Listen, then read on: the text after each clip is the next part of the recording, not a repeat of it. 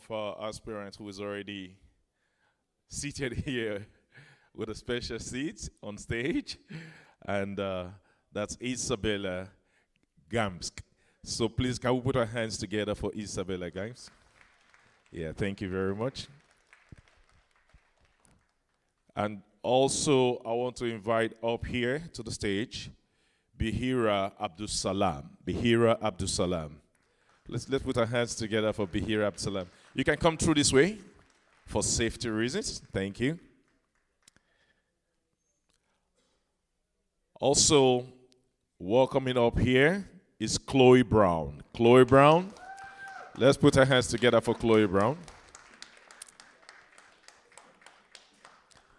Also welcoming on the stage here is Selena Caesar Chevanes. Welcome, Selena. Also, we can sit anywhere we like. It doesn't really mean you can sit with those who came up first. You can sit anywhere, okay? All right. So next is Frank D'Amico. Frank D'Amico. Is Frank here? All right. Also inviting up here is Frank D'Angelo. Frank D'Angelo. Let's put our hands together for Frank D'Angelo. You're welcome, Frank.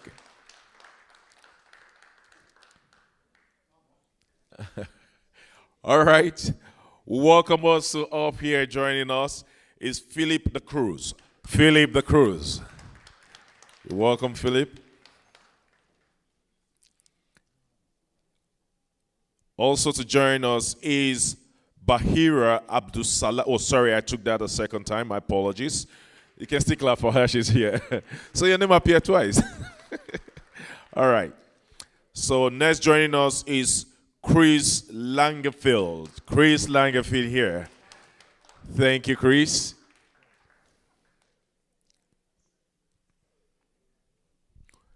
Also to join us here is Giorgio Mamoliti. Giorgio Mamoliti. You're welcome, Giorgio.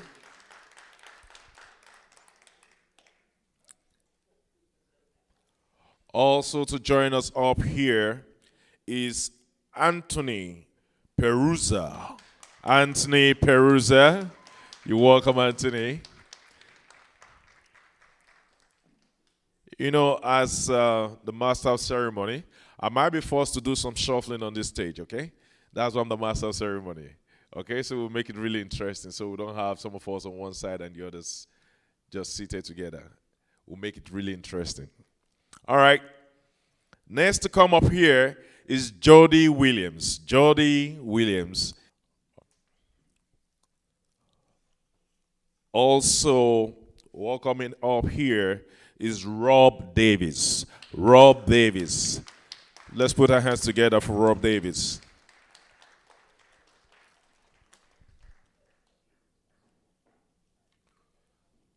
While we await, right. While we await other aspirants to join us, without much ado, we will be moving ahead, and we thank all those of you who have been here early enough. Thank you for coming early, and we're moving on straight without wasting time.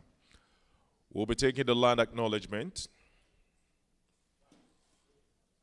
The city of Toronto acknowledges that we are on the traditional territory of many nations of the Credit, the Anishinaabe, the Chippewa, the Haudenosaunee, and the Wendat people, and is now home to many diverse First Nation, Inuit, Métis people.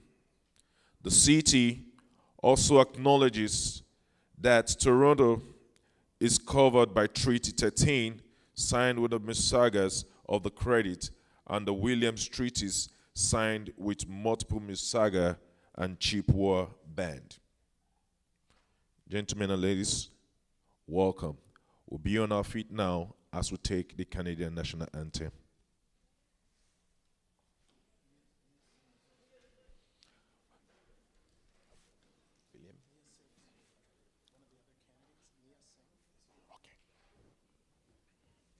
We're not afraid of our dough. We push.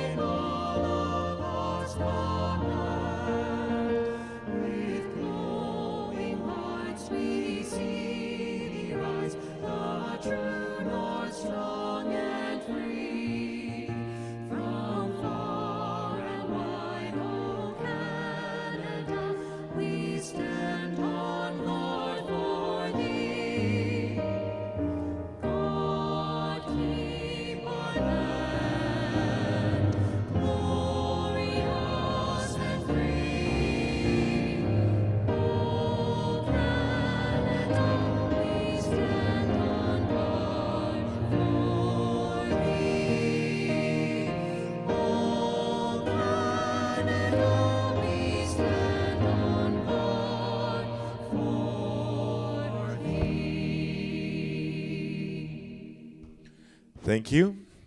Thank you very much. May we now take our seats. All right. We have here present as one of our aspirants, Jody Williams. Please, let's put our hands together for Jody Williams. World where everyone is empowered to thrive. He utilizes his education and experience to drive solutions to the many inefficiencies people contend with in the political economic space. A strong believer in empowerment and nation building, Romain prides himself on being a part of the consciously positive development of society while always encouraging others.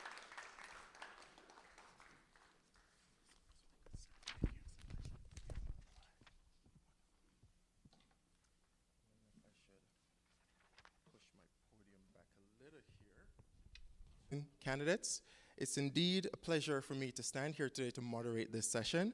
GBKM FM, in collaboration with our community partners, are pleased to present to you our 2023 City of Toronto mayoral debates.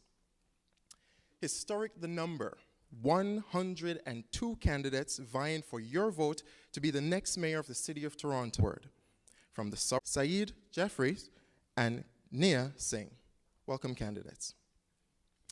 This evening debates will have 4 sections. So the first section includes the introduction and opening remarks, for which candidates will be allotted 1 minute. So be tight with those times, candidates, for each responses.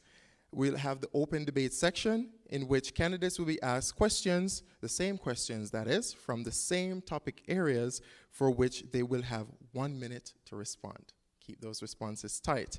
These questions were gathered from our audience to make this a true community undertaking. So the topic areas are the economy and affordability. Then we move to mobility, transportation, public safety and policing, community development, public health, equity, and justice. And of course, each candidate, you'll be also afforded 2 separate 30-second opportunity to respond to comments or responses from your fellow candidates. It can be the same candidate, or you can choose 2 separate candidates for your responses. These responses will be accommodated at the end of each topic section. So as soon as we're finished with, for example, mobility and transportation, and all the candidates have gotten their opportunity directly. Our third section, we'll take questions from the audience, going back to the audience. So 1 question will be selected and posed to all candidates on the stage. And then, of course, finally, we'll close with some closing remarks, and you give your final pitch to the great people of the City of Toronto. So in the interest of time, I will ask the candidates to please keep your questions and your responses, succinct, to the time allotted. And when your time expires, you'll hear this sound. This sound. You'll ring it a little better. And as the moderator, I'll also conserve time by keeping questions succinct and to the point, as I think we're all aware of the statistics and the realities behind the issues for which we're all here to talk, and you make your pitches. Agreed, candidates? Wonderful. Other House rules. Candidates, please, you're prohibited from addressing each other directly. Candidates, you are not allowed to speak while others are speaking, as we have also limited the microphones, so you just walk to the podium when it's your time to respond. Candidates, you're allowed to speak only in your allotted time, and the sections, you have adequate time, and you'll get your responses. That much I promise you. And you're being asked to be as respectful and as tactful for your fellow candidates as possible, because we're only here for the people of Toronto. Agreed, candidates? Wonderful. Well, let's get to work. So, first question comes from the topic area of the economy and affordability. Oh, sorry. It is your opening remarks, and I'll just go this way. So I'll start with Ms. Gamk. Okay. Sure. Hi. My name is Isabella Gamk. I'm the founder of Proof Protecting ODSPOW Funding. The POOF stands for Poof, We're Here, because in 2018, when everybody was asking for the 3% for ODSP and OW to be reinstated when it even had been instated, we needed a 100% increase. And, you know, back then it made sense. You know, our demands have changed a few times since then. I still fight for the poor and disabled to try to get more money. I did a protest in front of the ODSPOW office last year while I ran for mayor. The media was notified about it. Philip de Cruz was there. Another councillor candidate was there. But you know, the media chose to tell the public there was no interest in the municipal election instead of reporting that what was going on. A Toronto mayoral candidate is blocking a road and demanding more money for people. You know, so you know, we got to get things fixed, and that's the bottom line. And I'm the person for the job. I've been fighting with Doug Ford for 5 years, and I'll ramp it up when I have a louder voice. Thank you. Thank you so much, Isabella. And we go over. Thank you. We go over to Chloe. Your 1 minute, please. Testing. Should I stand? Go ahead. Stand. Yes. Good evening, everyone. Thank you for coming. I'm here to run for mayor because, once again, we have to fight for democracy for the working class. It has been a very short time since the last election where I placed third, and I'm here once again to let you know that there is an opportunity for us to achieve democracy for the larger picture. The larger picture here is that we are all being priced out by for-profit development. There is an opportunity to change policy so that they meet the needs of people, planet, and public wealth. It starts with community land trust that would turn over legal ownership of public land to community groups like you who pay taxes and are not getting your value for it. It is time that your assets work for you, and you need an asset manager with a knowledge of policy to get it done. I am that candidate, and I'm here once again to fight for you. So thank you very much. Wonderful. Thank you so much. Mr. Davis, your minute. Thank you very much. First of all, buonasera, sasrikalji, buenas noches. I could go on in about 20 or 30 other languages. My name is Rob Davis. I'm running to be the next mayor of Toronto because I want to make the city safer, cleaner, and kinder. What do I mean by that? When City Council voted to close the warming centers, where did they expect homeless people to go who were in crisis or had mental health and addiction issues? They went to libraries, they went to subways. And we saw the result. We saved a few $100,000 on the warming centers, and we lost millions of dollars in revenue from transit. We can't have a safer city unless we have a kinder city. And we can't have a cleaner city unless we have a safer city. Now, you saw me when I launched. I was holding a Dundas Street West sign. I was holding that sign because City Council decided to spend $21 million to change the names of streets instead of caring for the people who live on the streets. And that's an example of misguided spending, Mr. Davis, and misguided priorities. I'll talk more about that later. Thank you so much. Up next, Ms. Abdul Salam. Hi everyone, my name is Bahira Abdel Salam. I am running to be the next mayor of Toronto because I am extremely frustrated about the level of services and the deterioration that I'm seeing is in our city. I have over 30 years of experience in engineering. I have lots of experience in making our structures safer and stronger, and I have invested a lot of my life in academia, in education. I'm a mother of 3 boys, and I understand the challenges our children are facing in schools. I believe that I need to be there in order to bring the knowledge-based decision-making to our city. And we need to include more immigrants, people of color, to help the city to be in a better condition. Thank you so much. Candidate Abzuz. Well, okay, thank you so much. Over to Mr. Singh. Candidate Singh.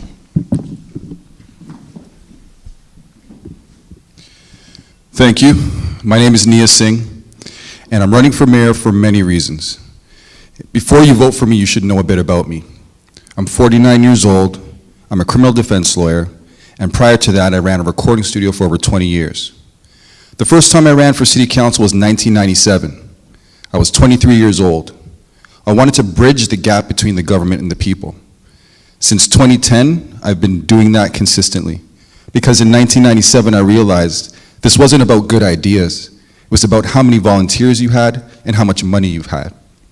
So after pursuing an education, after I've had time in the arts, I've been a public advocate, I put myself up for mayor in 2018 under the notion that John Tory would only do 2 terms. So about 2022, I'd be primed and ready. But John Tory chose to do 3 terms, and here we are at a by-election because he's resigned. You just need to know that you need someone in the city who's going to be honest and speak the truth. And you'll learn more about me later. Thank you. Wonderful. Thank you so much. Up next, we have candidate Cesar Chavan. Go ahead, please. Good evening, everyone. My name is Selena Cesar Chavan, and I'm running to be the next mayor of the city of Toronto. Like many others here, I am passionate about this city. As I walked in the doors today, I saw Rexdale Community Center, and I remember when I started working there, when the community center first opened. I have spent a lot of my years building relationships to the point where now running for mayor at a time when Toronto is facing unprecedented financial crisis, you need someone who has the political will, the relationships, and the fortitude to ensure that we're not continuing to talk about housing and social assistance and transit from a position of lack. We need different revenue streams in the city in order to accommodate, to have sustainable, predictable funding for the services that people need most. We need a mayor who ensures that we have a self-sustained and resilient city that leaves no one behind. Thank you. Thank you so much for that, Candidate Chavan. Up next, wonderful, thank you. Hello, my name is Philip DeCruz. Thank you for coming. We're honored to have you here. My whole platform is about people. My top 3 things are food distribution, food security, rent control, rent reduction, and going after deadbeat landlords. I'm running for the people. I'm a people guy. I'm a regular guy. What's missing in the top 5 candidates you see on every debate the last few weeks is us. All of us represent something. We got people in housing, distribution, ODSP. Why we're not on the stage? Because they don't want us. We are the people, they're for props. I'm a regular guy. Go on my website, see my platform. That's it. Thank you so much for that, Mr. DeCruz. Up next, thank you so much. Thank you very much for coming out tonight. My name is Frank D'Angelo, and I want to thank the organizers for allowing the unheard candidates, because all of these people here, I respect for putting it out there to try to help the city. We are in the 4th largest city in North America. We are $1.6 billion in debt. We have almost $700 million in uncollected fines that are in default for the last 10 years. The city is in trouble, and the city needs to have a path of success if it's going to be successful for the next decade, the next 2 decades. But the problem right now is every time you re-elect career politicians, they promise the sky, the sun, and the moon. And when they're elected, they deliver nothing but thunder showers, and they leave you with no umbrella. You need to pick somebody who's going to work for you and not work for developers and not work for special interests. And I believe I'm that guy. My name is Frank D'Angelo, and I hope you vote for me. Thank you. Thank you so much, Mr. Frank. Up next. Well, thank you very much for having me. My name is Giorgio Mammoliti. I am one of those long-term politicians, almost 30 years provincially and municipally. For much of those years, I fought and warned people that what is happening on their streets is happening and would happen. And sure enough, that's what this election is about. Unsafe streets, unsafe sidewalks. We've decided that the way to treat addiction is to throw people on the streets and let them do whatever they want. Our parks are not safe. Our children are not safe anymore. We can't trust our children walking to school anymore. We've got to give them a ride to elementary school and to university now, all because we've let our streets and our safety go to woke. I'm running in this election to get rid of woke. Woke has caused us nothing but heartache and trouble. We've got people who are robbing people, stabbing people, killing each other on subways, on our sidewalks. We've got our parks given up to the homeless and to those that want to sleep in them. Our children can't even play in the parks anymore. We have people dressed as women when they're men, reading to our children in high schools and in our libraries. And now we're wondering what's going on in society. I'm here to fight woke. I'm going to ask our candidates again to please, we have a very tight schedule. Time is of the essence. Thank you so much, Mr. Langenfeld.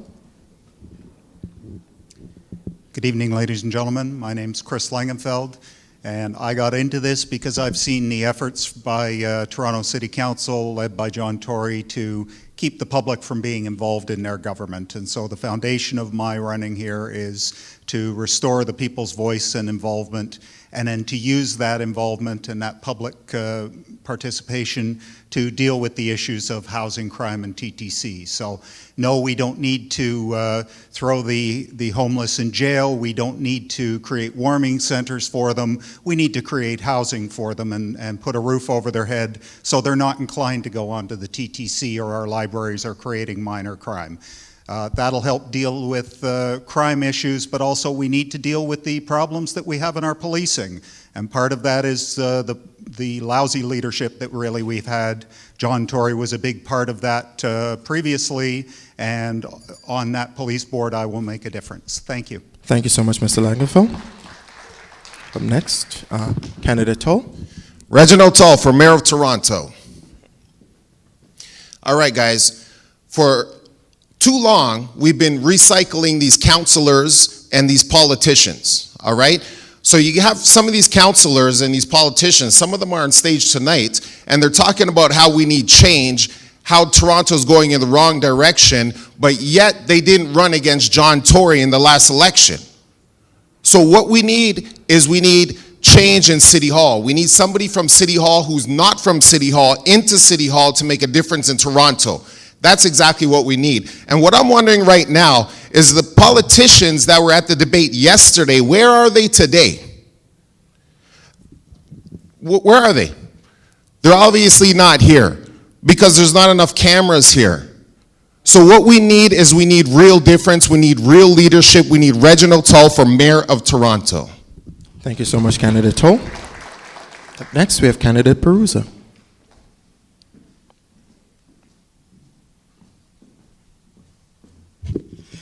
Evening, everyone. My name is Anthony Peruzza. First of all, I'd like to thank everybody for coming tonight and you folks for giving us an opportunity to share a little bit of ourselves and some of our ideas.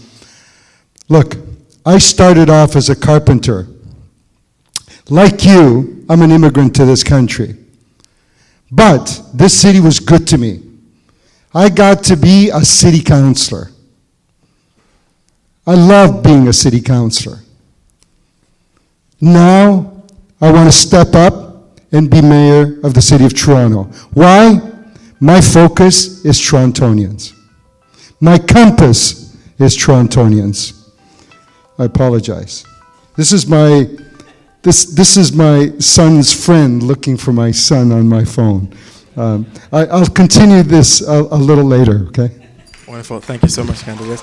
And just a reminder, both candidates and our audience, please, phones and silent. It helps us to flow better. Up next, please join us, Mr. Saeed, candidate Saeed. Good evening, guys. My name is Syed Jaffrey. I've been involved in community service for the past 20 years. I started as a student leader and immigrated here from the United States of America about 15 years ago. Since then, I've been involved in running for the councilor positions and whatnot.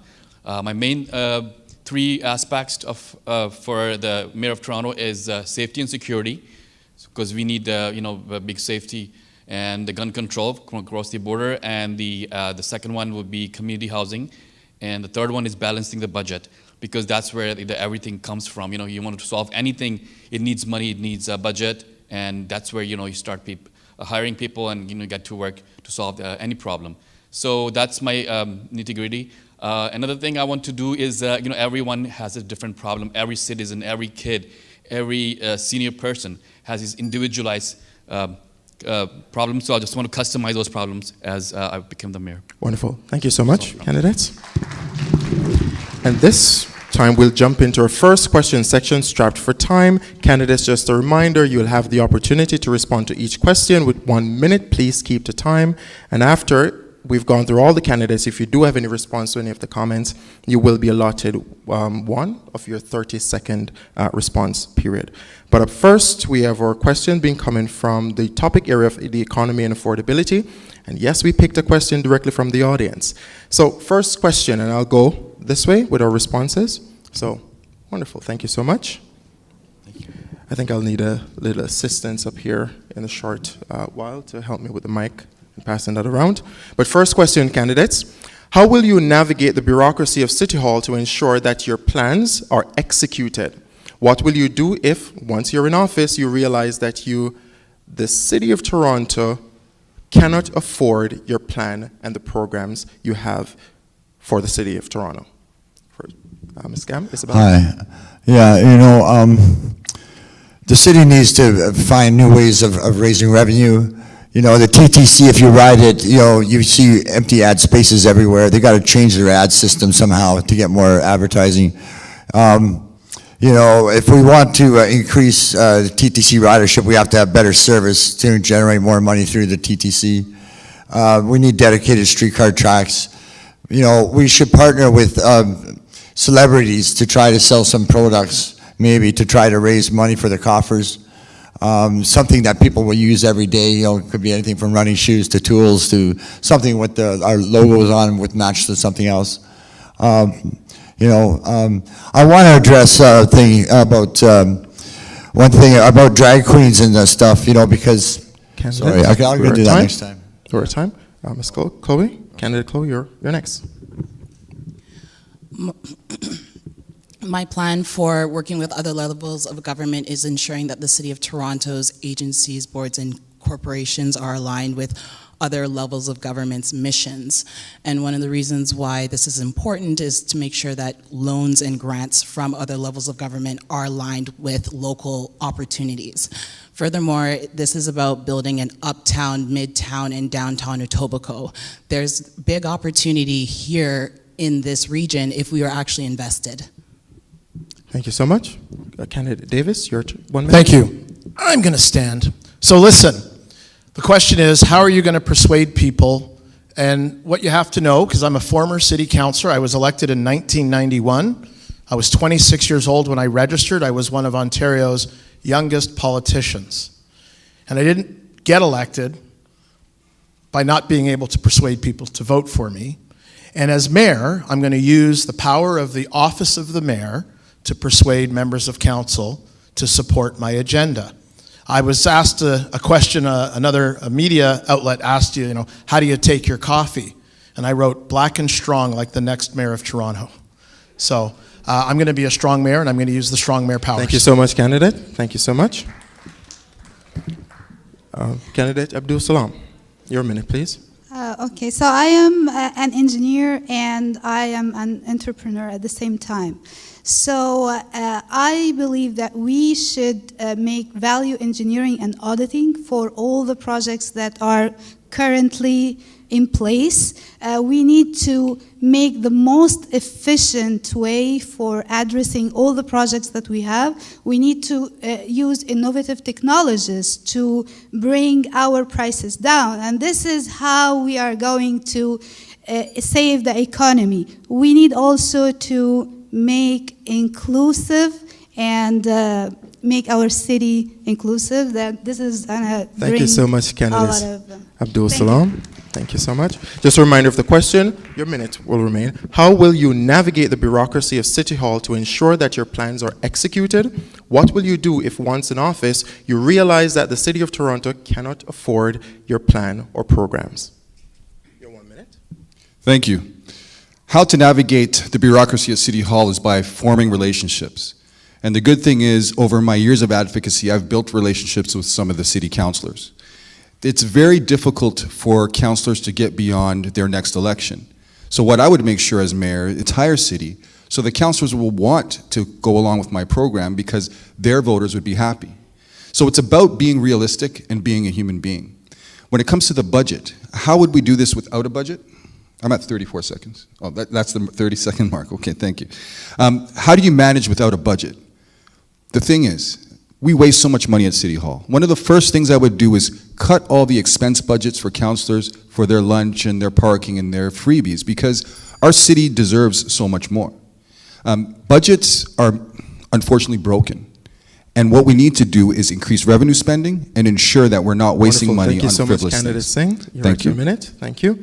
I had my stopwatch here, so. Candidate Selena Chavan.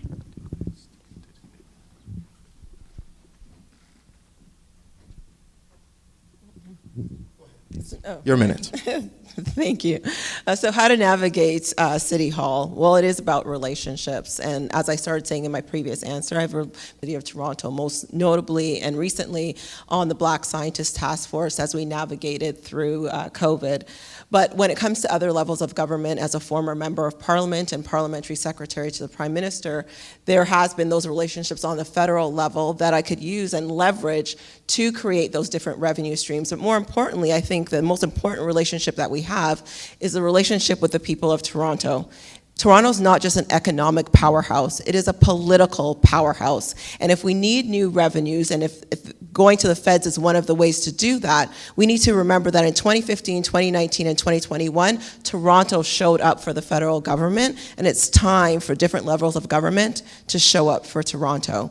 And in doing that, we can make or create sustainable, predictable funding opportunities for housing, for social services, and for transit where we need it most. Wonderful. Okay, if you go on my platform, I don't promise any money. You look at the top 5 candidates, they're promising millions of dollars. I ask them, put it on paper for the voters to believe them. Because the province says there's no money for the city, right? There's nothing. Wasted money, $40 million in consultation, $300 million in shelters alone, $50 million in a hotel sitting for the homeless empty. Freeze what's going on in City Hall, where the money's going. People have right to know where your money's going. Your taxes need to go where it's going, right? You need to find that out.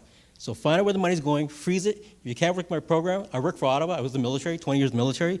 I have 17 years accounting. I have about $6 million in the military in 3 years on a business account. So I got the experience. I got contacts around the world from the military. I'm not a business guy, but I have business all around the world. Thank you so much. Next candidate, Mamalidi. Thank you for your question. It's a great question. If I am lucky enough to be the mayor of Toronto, the first thing I'm going to do is I'm going to push Mr. Ford to fire all his friends at Metrolink who are robbing us blind. They never get a job done on time. Their budget's nowhere to be found.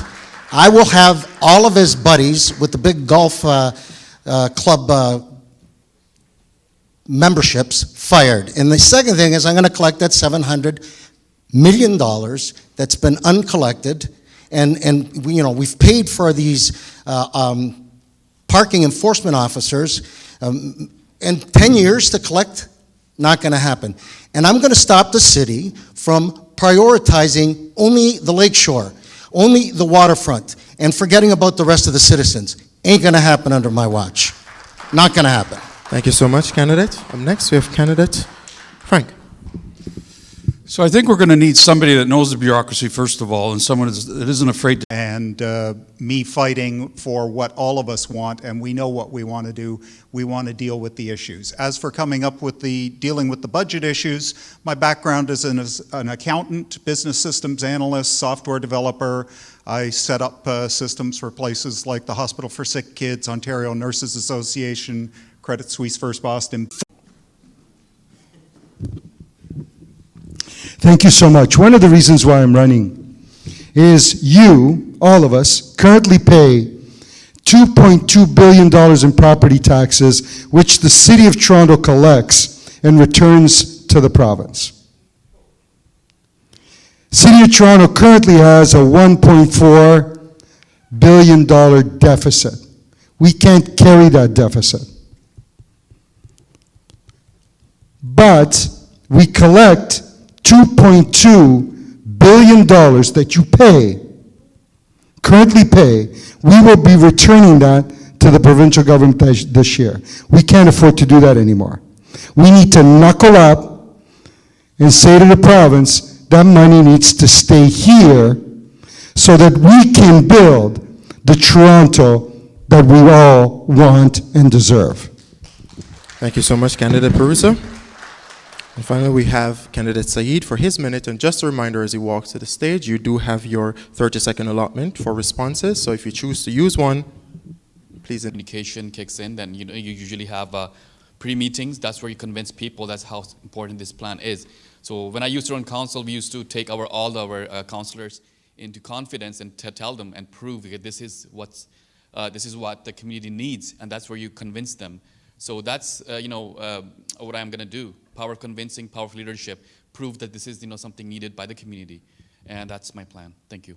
Thank you so much, candidate Saeed. And I see Rob Davis would like to use one of his responses. 30 seconds. Go ahead. 30 seconds. Got to keep it tight. It takes me 30 seconds just to inhale. No. The moment you start talking, that's when your timer starts. This is a Bic pen. It cost $1.22. All of my opponents that aren't here are talking about spending billions to build housing. I'm going to use this Bic pen to sign the bylaw to ban Airbnb. There'll be 20,000 rental units on the market by September. Anybody who's a tenant will see that the new rental accommodation that they're applying for will be. I see candidate Toll, and then we'll take candidate Momolini after that. So with the Airbnbs, we don't need to get rid of them. What we need to do, most people who own Airbnbs don't even live in Toronto. Most of them don't even live in Canada. So what we need to do is we need to tax them to bring more money into the city. We don't need to get rid of them because they're convenient. It brings tourists into the city. So we need to tax them and bring more money into the city. Thank you so much, candidate Momolini. Your 30 seconds, and we also have candidate Frank and candidate. My beef is with none of these great people that are here on stage who are running for mayor. My beef is with the Premier of Ontario. If I am elected the mayor of Toronto, I'm going to make sure he's going to have tape on his hands because I'm going to close the Toronto cash register on his hands because he keeps coming here to the city and taking and doesn't give anything back. If this continues, in the next 5 years, the homeless will double. It'll be impossible to afford to live in Toronto. That's your 30 seconds. Candidate Isabella, your 30 seconds, please. Hi. We have 6 general. Isabella's 30 seconds. You after, but thank you. Painting all drag queens for the inappropriate actions of a few that people have seen on videos of social media should be slanderous, liable, and a hate crime. Enough is enough. One protects children by teaching them about all types of sex so that they can report accurate if somebody tries to do something with them. Not teaching them only protects the pedophiles, the real pedophiles, and the predators. When I was a child and sexually abused, it was from somebody who identified as heterosexual in the Christian community a couple times. So, I was abused by different people from different groups and different things when I was a kid. And you know, this is not right what goes on when people try to Thank you so much, candidate. Your 30 slander everybody. Thank you so much. I appreciate it. Candidate, Frank? I have no problems with anybody being dressed the way they with. There's no consultation with families before policies set at City Hall. That's what happened during COVID. That's what's happening in our libraries and our school boards. And I'm sure that if families were consulted before men dressed like women decided to push their agenda on our children, I think that you wouldn't have that policy today. We've got 6 generations of welfare in this city, and that's the most important thing we should be dealing with. If you really want to help people, you're going to get that cycle of welfare out of the way. Thank you so I much, got more to candidate. say on that, That's by your the way. time. Thank you so much. Candidate Davis, would you still like your 30 seconds? Abdul Salam? Okay. Wonderful. Thank you. So I believe that we need more compassion, more justice in our city, and less discrimination. So I believe that if we could solve those problems, we should avoid lots of crimes, lots of investment that we are putting because we have lots of injustice in our city. So this is own perspective. That's your time. It has Thank you to so be much, just candidate. That's your time. and compassionate. Thank you. Mr. Davis, Candidates Davis, you'd like your second 30? Okay. Oh, I'll let you go first. We love the camaraderie. What's your phone number, by the way? I'm going to give you a call. Remember, let's keep it succinct. Time is of the essence. Torontonians are really, really struggling right now. Peruzza would not raise property tax fees or TTC fares, at least for the next 3 years, until we get moving out of this slump that the pandemic has created. Torontonians are struggling to pay their rent. That's why I've built and will build housing for less than $1,000 a month. Truly affordable housing. We can do. Thank you so much. Mr. Davis, do you still want your second 30? Okay. Beware of a Trojan horse bringing gifts. There's a development 100 meters from my home. They made an application to redevelop luxury condos 10 years ago. They're not going to be done for another 3 or 4 years. Nobody's building thousands of homes in a couple of years. Don't fall for that fallacy. The fact of the matter is, the same city councilors who are promising you housing voted to put tourists in houses and apartments, and then when people couldn't afford to live, they put homeless people in hotels. That's bonkers. Time, Candidate Davis. Thank you so much. Candidate Isabella, we'll take Candidate Isabella, and then you're first. That's your first response. We'll take Candidate Brown. Ladies and gentlemen, I am going to ask that you do not let them stoke some of your most basic fears. The reality is that the problems that are persisting have happened under their watch for 30 years for some of them. And the truth is that the problem isn't us, it's the governance structure that they champion. Year after year, I have heard rhetoric from many of these politicians on the stage, and the truth is they've come with Toronto Strong Neighborhoods, poverty reduction, report after report. There's no more need for consultation. We need action. Candidate Brown, that's your time. Thank you so much. Thank you so much. Candidate Isabella? Candidate Isabella first. We'll take you after Candidate Tom. You know, when there's hatred against the drag community, it spills over into the LGBT. It's wrong that people go around hating people just because other people are hating them and spreading it on social media, making it a popular thing to do. You know, it's not right. People should not get away with it.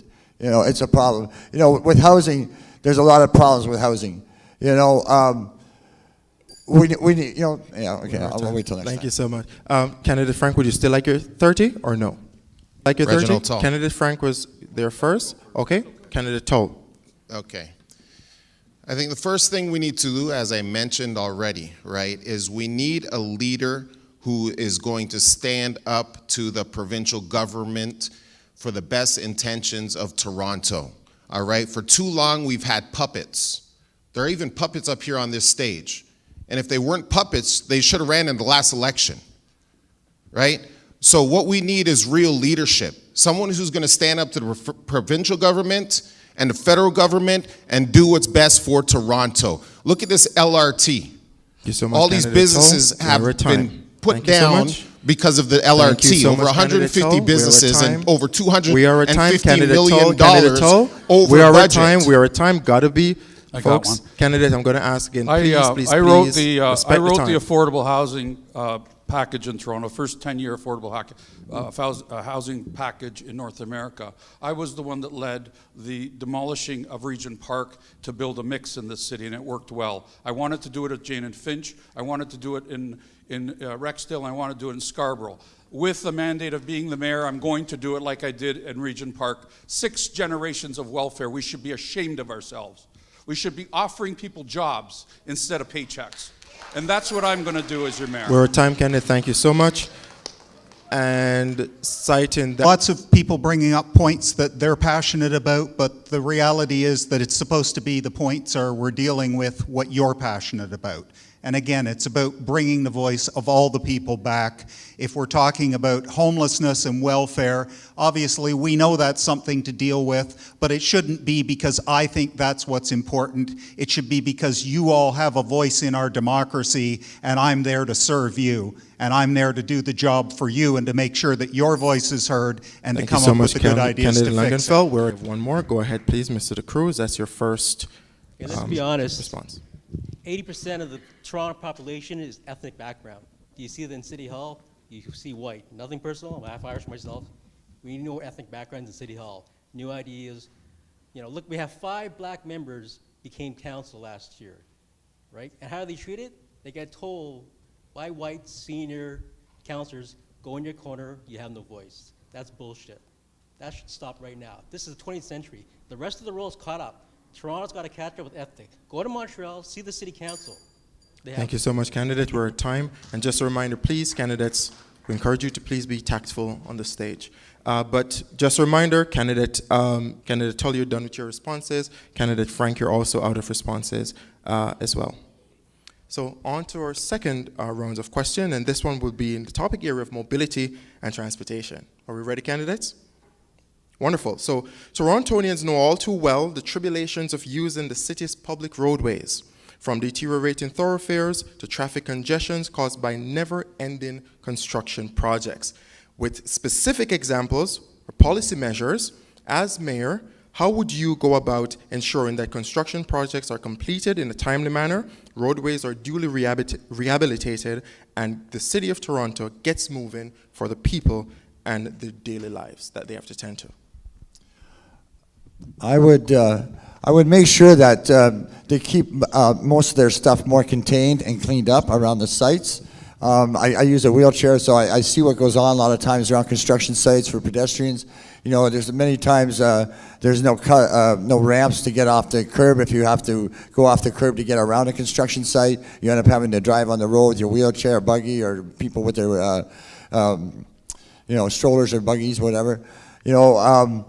We need more TTC work. We got to get people out of their cars, you know, in the city. We got to encourage that.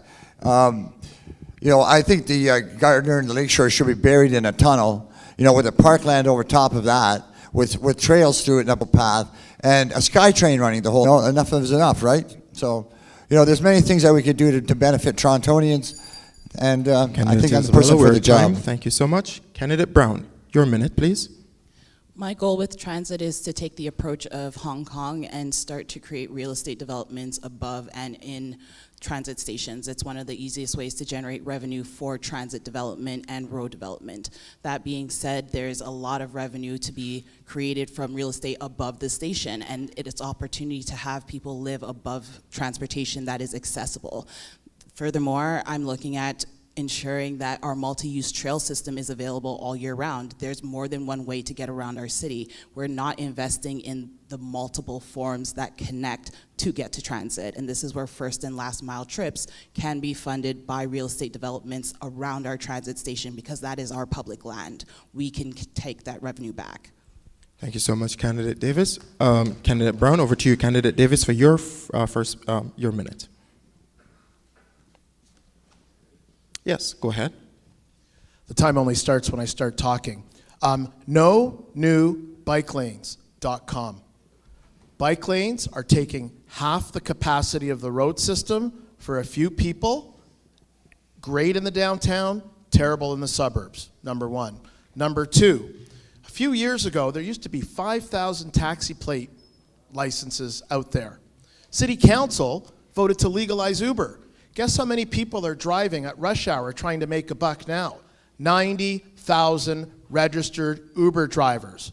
The same people who are telling you that they're going to fix congestion voted to put an additional 90,000 cars on the road during rush hour. You can't believe them when they're going to fix the problem that they started. Okay? Lastly, transit. The $31 million in bike lanes is going back to the Transit Commission, the TTC, to reduce fares, improve service, because we move 1 million people a day. Davis, we're It's time. much Thank better you than so a few much. thousand a day. Thank you so much. Over to candidate Abdul Salam. Your minute, please. Go ahead. So what is really shocking me that everybody became an expert in transportation. So we need to go to experts and respect that transportation planning and transportation has their own professionals, and they can help us to take the right decisions. So there are lots of projects and lots of things that we can do in order to make our transportation flows in the right way. The second thing about Gardner and the demolition of the Gardner Expressway and the projects that are proposed, they are completely bringing us backwards. So we need to find ways to make the development at the same time to make our transportation flowing, and we need to reduce the TTC fares. Thank you so much, candidate Abdul Salam. Thank you so much. That's your minute. Next, candidate Singh, that's your. You can use it back and forth. With the 4 hours, it allows you to do your groceries, go to the mall, and do a few things. That would relieve a lot of congestion and people getting on cars. Second thing I would do is make sure that the subway runs 24 hours. I know it sounds like it's not possible because we're not allowing it to be, but we have a lot of technology, and we have the budget, and we have the know-how. So make sure that 24-hour subway is working for people who are working late shift and people who have to start work at 5 in the morning and the subway is not running. The next thing to do is to make sure that we analyze all of the bus routes, because there's too many buses and streetcars we see following each other empty. That is a waste of resources, a waste of time, and it could be used much better. And finally, what I'd like to see with TTC and transportation is that we increase our express bus routes. Most people in the morning when they're heading to work, they're heading to a station. We should have more buses that fill up those buses fully at each major intersection and take them right down to the station. Thank you so much, candidate Singh. That's your minute. Next, we have candidate Cesar Chavan. Your minute, please. To be honest, I think that candidate Abdeslam said it perfectly correct. There are experts who are able, and candidate Brown came up with some pretty incredible ideas. This is not a zero-sum game. This is where we start to think about having a mayor that has the political leadership to bring the unusual suspects to the table and have a conversation about how to get gridlock off the road. We can't just talk about moving bike lanes if we want to remove traffic. What do we want? We want cars off the road. So increasing ability to have better transit, increasing abilities for people to get around in different ways other than their cars. If we want to start thinking about climate change and the impact of climate, why are we only talking about ways in which we remove cars or add cars or make traffic more reasonable? That is not the way to do that. There has to be a better way, and I think a mayor with a political will to bring different ideas to the table can make that happen. That's your minute. Thank you so much. Wonderful. Candidate De Cruz, your minute. Just to add what Chloe said about TTC sites, build a retail on there. I lived in England for 2 years. They bring $52 billion in retail on their now where it's not feasible for traffic, like University, Woodbine's an example, you know. And also make scooters legalized. Make traveling enjoyable in the city. It's a chore when you take a TTC. It's a hassle. Make it enjoyable. Bike taxis, co-op, you know, electric cars are coming in. We got to catch up to 2030. We're not going to catch up. If they're going to tell you they're going to catch up, they're full of it. Thank you so much, candidate De Cruz. Candidate Mamalidis, your minute, please. Since I only have 30 seconds, I'm going to concentrate on one. You have a minute to respond to the big question. Since I have a minute, I'll concentrate on one thing.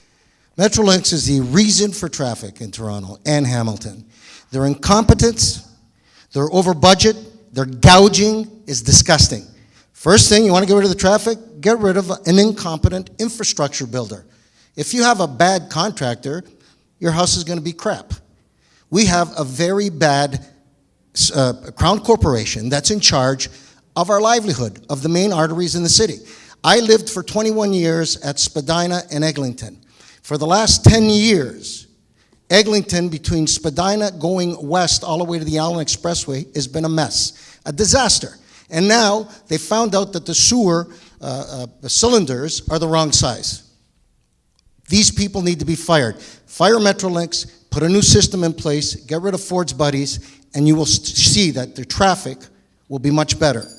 Thank you. Thank you so much, Councillor. Thank you so much, candidates.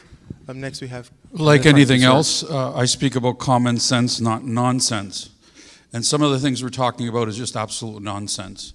We need to get rid of anything that was built during COVID. 100, with respect to bike lanes, 100 kilometers of bike lanes were built without you being consulted. We have to get rid of it and start with consultation and start with building bike lanes off the road. That's what I bring to the table, and that's the plan I've got. I did it on Finch Avenue with the LRT that's going through there. I'm the one that forced the bike lanes off of the road, and that's what you'll see on Finch Avenue when it's finished. As far as anything else, the Gardner Expressway, for me, I want to go back to the plans about using a consortium to build it underground.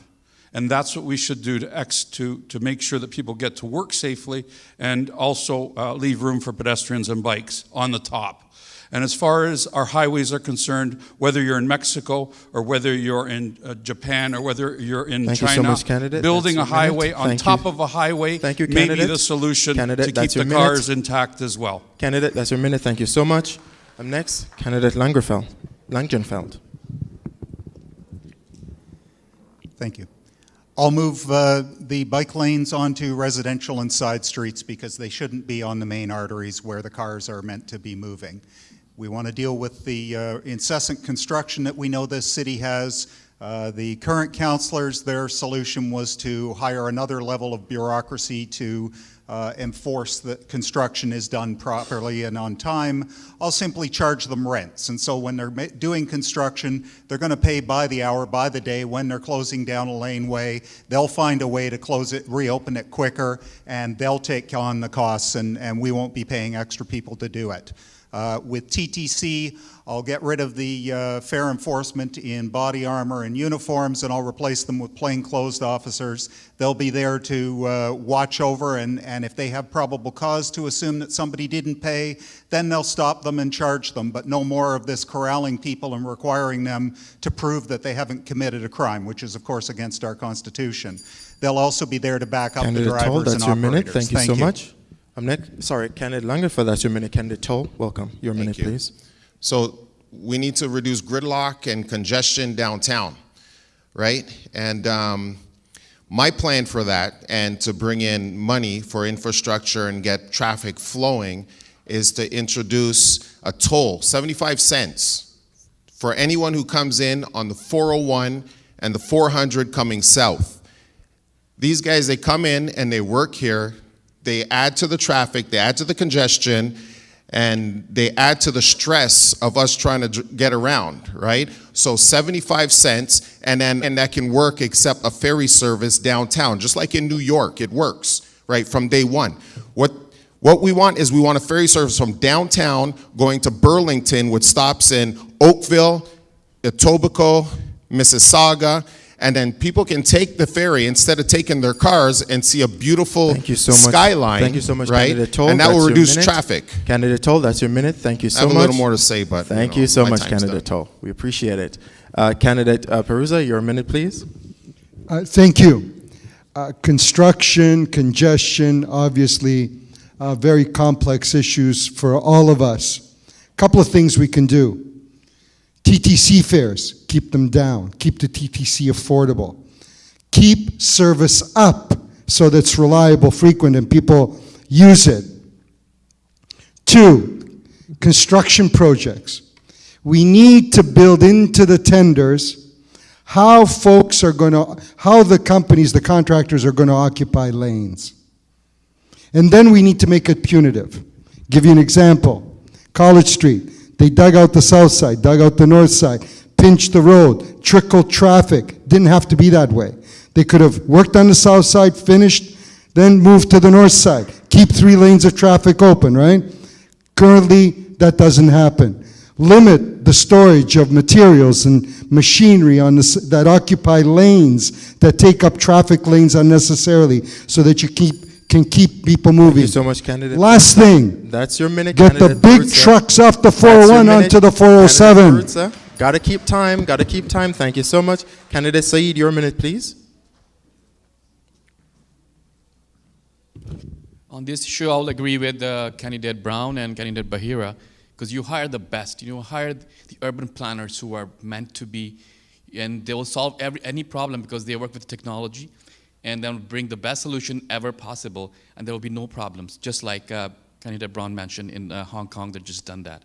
So that will be my solution. Thank you so much. Short and sweet. You do have, okay, and we see the hands going for folks with candidate Davids. You're actually out of your 30-second period, so no responses for you. Any other candidates would like to use their 30-second? Candidate Brown, and then candidate Abdul Salam. Yes, you have done. You're 2. You did 2 in the first section. Yes, you did 2 in the first section. Yes, that's it. I thought it was 2 for each section. No, let me explain the rules again. It's obvious that some understood, so let me go again. You get 2 opportunities to respond to your fellow candidates. It's 1, it's either you can do it at the end of each, and it's only 1 candidate, or you can choose to do 2 candidates. And you've used all your 2 in the first section. So, candidate Brown, you have your 30 seconds. Go ahead, please. To elaborate on international models for road design, the Netherlands is one example where they have bike lanes at work. And one of the major reasons is because there are people that should not be driving. Young people, seniors, people with mobility devices, and we need lanes for them to also help them get around the city. If we take more people off the street, we need to give them other mobility options, and this is why I'm proposing building on top of the stations, because then you can have your bike lanes that connect to the park paths. We need a more integrated look at how housing and transit intersect. Thank you so much, candidate Brown. Your 30 seconds is up. Anyone else would like to use it? Candidate Abdul Salam. Go ahead, please, 30 seconds. Yeah, so I agree with you about bike lanes. So everyone needs to decide which transportation method that suits them. The point that is very critical is that construction projects, we don't take decisions that simple about demolishing or making a tunnel. There is a study that we need to make economical feasibility study, and based on the study we can take a decision. So about the construction management, we need to hire the professionals. Thank you so much, candidate Abdul Salam. Your 30 seconds. Thank you. Anyone else would like to use their 30 seconds? Candidate Mamali. Yes, you do have your 30 seconds. You can go ahead. And then we see a hand there from candidate. I think bike lanes are essential, but I'm going to agree with Mr. Giorgio Mamalita that they need to be put in a proper way. They need to be thought about, not just slap them on the road. It's unsafe for the person on a bicycle, and most of the time, the way these bike lanes are, if you look downtown, they're not being utilized because there's delivery trucks taking the bike lanes. You need to think things through. You just can't make a decision and just pump a bunch of millions of dollars on it, and it's catastrophic right now the way the bike lanes are. Thank you. 30 seconds. Thank you so much. Candidate Langenfeld, your 30 seconds, and it's your second and final. Thank you. We can't just take the European models and bring them here to Canada. We don't have the same population density that they have, so all of their ideas don't necessarily translate here. In terms of dealing with transit and TTC, the Toronto Star reports we've got 137 new buses, we've got 24 streetcars, and we've got a dozen subway trains sitting parked because we don't have drivers for them. Meanwhile, we've got supervisors, we've got hundreds of them through the TTC that their job is to time and write down for where the buses are. Thank you so much, Candidate Langenfeld. That's so your 30 they will seconds. drive those vehicles. Okay, wonderful. You can just leave it on the podium. That'll work. Okay, perfect. On to Question number 3, and this will be taken from our public safety and policing. One that keeps communities safe, addresses systemic issues, and serves the needs of communities. Candidates, please outline your plan to deliver a safer and more welcoming Toronto. I will start with candidate Isabella. Your 1 minute. Yeah, you know, I think bike lanes are a good thing. I got hit on my bicycle once when I was riding to work on Keele Street years ago, and it totally mangled my bicycle. So, you know, and I was lucky I had my work boots on because it saved my foot because even the pedal got bent. So, you know, yeah, I think bike lanes are a good thing. You know, there's people, you know, we have to ramp up tours. You know, one thing, all us candidates are taking ideas from everybody else, and we're rehashing them and whatever else. We're going to use the best. We're going to use the best ideas in our campaign when we get elected. So, you know, when they talk about affordable housing, you know, it's unaffordable to seniors that rely on CPP, OAS, or gains. It's unaffordable to low-income families. It's unaffordable to minimum wage earners. It's unaffordable to ODSP clients, OW clients. So it's not really affordable housing. They're talking people that need it. So this is a problem. Thank you so much. Just a reminder of the question. Candidates, please outline your plan to deliver a safer and more welcoming Toronto. Candidate Brown, your minute, please. In Finland, there is a housing first model that focuses on getting people off the street using permanent forms of housing, and that's one of the first things that I want to look at. We have technology now where we can do 3D printing, prefabricated healthcare. One of the biggest issues that we have in the city is that there are not mobile and accessible social services. We need to make sure that people do not fall through the cracks before we choose to help them, and this is where changing the eligibility status of who gets social services is really important. So I will be looking at those policies to make sure that there's eviction prevention support, harm reduction support, and it's also family supports, because parents are often isolated when it comes to accessing support during their work hours. So making sure that evening hours are available at libraries to deploy care is really important as well. Thank you so much, Candidate Brown. Up next, we have Candidate Davis. Your minute, please. Go ahead. You have your minute. You have your minute. I tried. See, I'm a negotiator. When I was on City Council, I introduced Canada's first ever voluntary gun buyback program. Olivia Chow voted against it. It got 10,000 guns off it. In Philadelphia, where they did a trial of offender-focused policing, they saw violent crime go down by 42% in the neighborhoods where they offer them alternatives arrested. And police, fire, paramedics. When a woman was stabbed at High Park, it was an off-duty police officer who arrested the offender. Thank you so much. Candidate Abdul Salam, your minute. So the question again? The question is, please outline your plan to deliver a safer and more welcoming Toronto. And that's in regards to keeping communities safe, addressing systemic issues, and also serving the needs of communities. Safety in our communities is a very complex problem, and we need to deal with the root causes of the problem.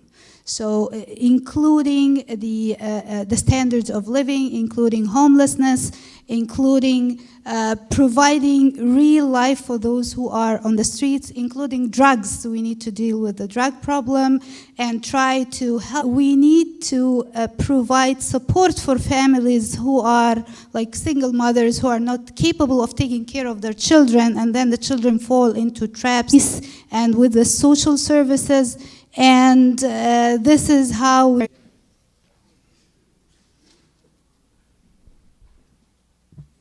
Thank you. I'm not sure if you know, but I'm currently the co-chair of the Know Your Rights Committee for Toronto Police.